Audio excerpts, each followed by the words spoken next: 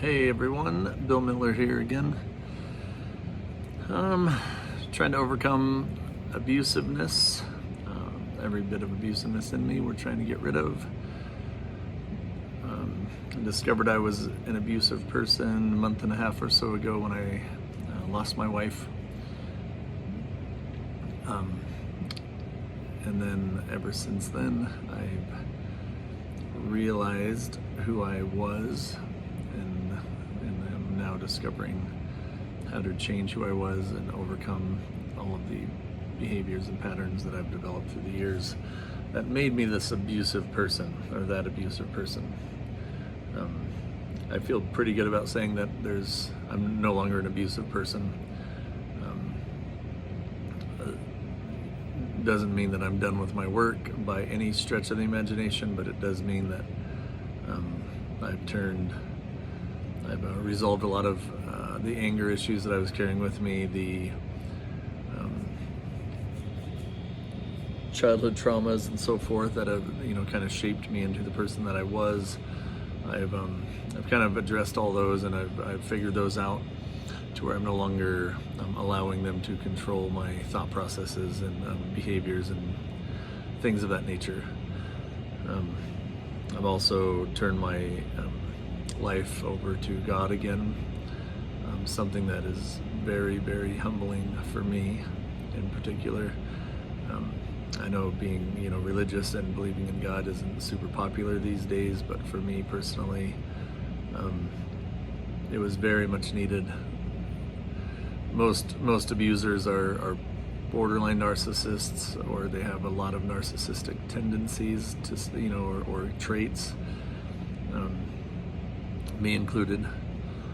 And when I turned myself over to my God,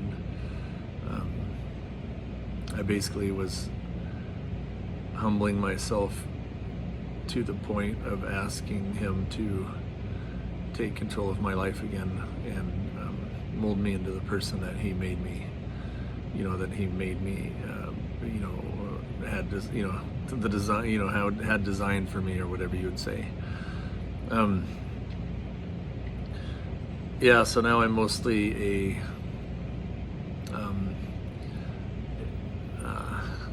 I don't feel an ounce of arrogance in me anymore.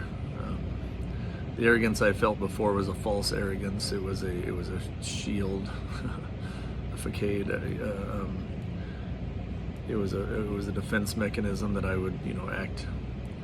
It's not like I don't have any confidence or didn't have any confidence, but the overconfident and arrogance was definitely an act, not a conscious act, but an act that that I guess mastered over the years. So my wife, or someone that I loved and wasn't able to hurt me, or feel like they could hurt me anyway. So yesterday we talked a little bit about tension, kind of the box that you live in, where you're okay, then you have a problem, that problem causes tension. That tension may even cause an argument, or it may not. You might go straight into problem solving, but even if it causes an argument, then you go into problem solving, where you just talk it through, you come up with a compromise, you negotiate how to best address the initial problem.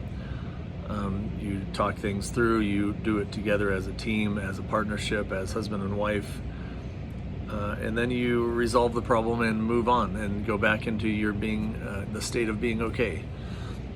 That's how a healthy relationship works. It's how it always works. That's the box that you live in a healthy relationship. We all have problems. Everyone has problems. They always cause tension, especially at first, and then it's just a matter of where you go from there. Do you stick with the task at hand, the problem that arose? Just focus on that and that alone in those moments. Work with your partner, work with your wife on how to resolve them the best way, whether that's compromising, partly her way, partly my way. Maybe take turns, with whatever it is that came up. Something where you both feel like, yeah, this is a fair fair process, a fair resolution that I'm totally fine with, completely happy with. I think she's happy with it. And now you're not, you kind of relieve the tension between you by problem solving and coming up with solutions together. And then you go back into that okay state without having any weight to carry forward. But for a lot of us, especially if we're in the state that we're in now, anyone watching these videos probably has is curious about abusiveness and abusive behaviors, and especially coming from an abuser, what I'm going through, how it feels on my side. Well, we have a lot of tension that's built up. I mean, I lost my wife. I hope and pray that one day I get to work through the tensions and the problems that we never resolved together while we're together. But if you're anything like me, a problem leads to tension. The tension leads to an argument. The argument, you go outside the box. The argument leads to insults and abuse. Then the argument becomes, he said, she said, you did this 6 months ago, you did that 9 months ago. The initial problem just gets put on the back burner, never resolved. And then it just becomes an insult fest, or some insults and some hurt feelings and loss of respect. And that's how it works for a lot of us, and that's how it's worked for a long time. So we have a lot of things in us that we've buried, that we've never addressed, and problems we never resolved and never solved. I know when I discovered I was an abuser, my wife left me for just a few days and then came back when I convinced her that I discovered who I was, and that I was going to resolve it, take care of it, and it was never going to be part of our lives again. For 2 weeks, I did a fairly good job. It's a lot when you first discover it. You've got, 35 years worth of shit to fix. I only had a couple of weeks to do it. We went out drinking one night. I relapsed and went back into my abusive state. The kids witnessed, the argument, and my wife decided she never wanted to put her kids in that position again, and she never wanted to be in that position again as long as she lived. So I lost her. So this isn't my personal experience. This is my advice to those of you that haven't actually lost your partner. Just like we've talked about in the past, where to overcome your behaviors and patterns that you developed when you were a kid, you go through your traumatic event, you start, you put up all these walls and these defense mechanisms. You start practicing unconsciously, unknowingly. You just start pushing people away, not letting people in. You start doing all these things to protect yourself. And the only way to get rid of those, is to go back and address those things. Like if you're, talk to your parents if they were neglectful to you or whatever. But you have to go back and address each one of those things as they come up. For most of us, there probably wasn't a single instance that turned us into, these people that led to the abuse. Every child goes through traumas, being bullied, death in the family, kidnapping, sexual abuse, physical abuse, neglect. Every kid goes through stuff, and then to overcome all that as an adult, you have to go back and address that stuff, fix it, resolve it, think about why it happened, how it happened, what you could, how to get it out of your system, get it off your shoulders so you can change your behaviors and not have all this stuff buried inside you that comes exploding out over the smallest little thing that your partner does. Likewise with tension and your partner. Once you discover you're abusive and you go through all the steps, well, now now the work kind of slows down a little bit, and you've got a lot of things that you and your wife, in my case, you kind of have to do the same thing you did about your childhood. You need to, you and your wife need to kind of just one by one go through, hey, this happened, 6 months ago, and while it was 6 months ago, it never got resolved. So I still feel, anger towards it, or I still feel tension between us over, anytime we go there or that happens, or we, see this person or talk about this subject. I still feel uneasy, and it makes me, I want to resolve it. So you kind of both have to go through your relationship and just one by one start resolving the things that you still have inside you, the tension that you're still carrying, because those tensions, they're never going to go away until you actually solve the problem, or compromise, at least, to where the problem's no longer weighing on you or causing you stress or anger or tension or guilt or shame or whatever it could be. And that's hard, because you're kind of going back through and reliving your relationship.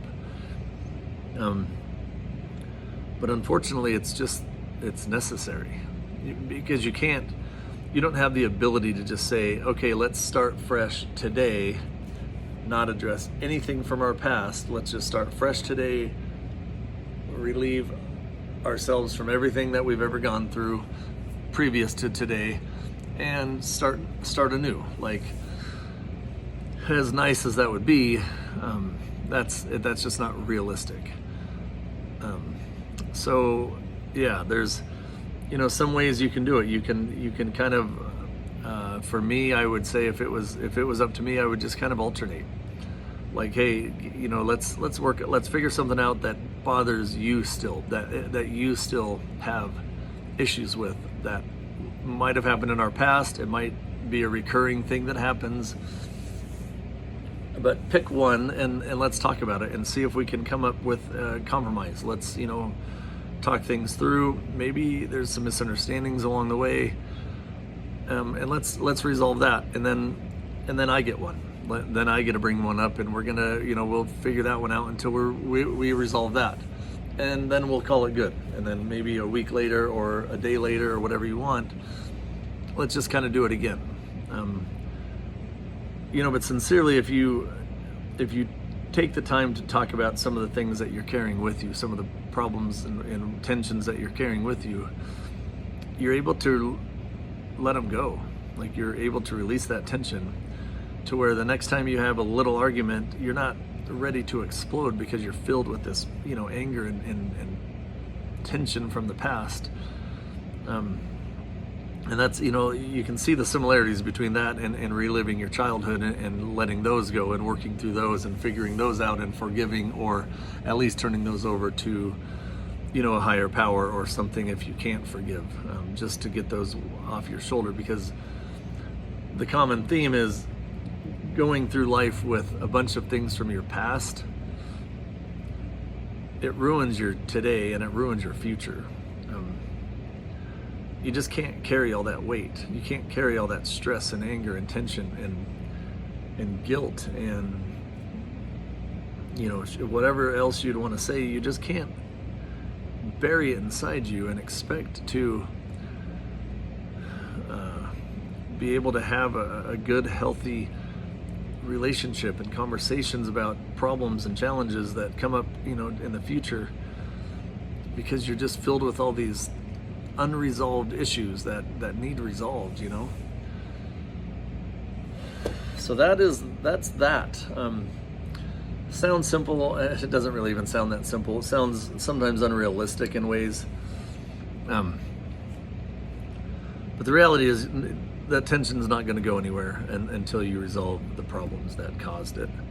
And if you really want to be able to, I'm sure most of us picture ourselves with our loved ones in our later years, maybe sitting on the porch swing in our little cabin on the lake, sipping on a cup of coffee in the morning, just talking about the birds and the bees and the fish jumping, and just not being filled with, hard feelings from the past, or tension from the past, or anger from the past, because,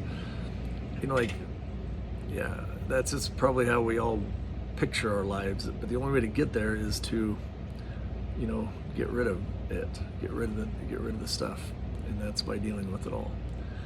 And you're just gonna have to go through one by one and kind of figure them out until either you get sick of doing it, so you quit for a little while, where you're like, okay, you know what, we've accomplished a lot this month. Let's back off for a couple of months and just live and relax. And whatever your thing is, just do it together. Do it as a partnership, as a team, as a husband and wife.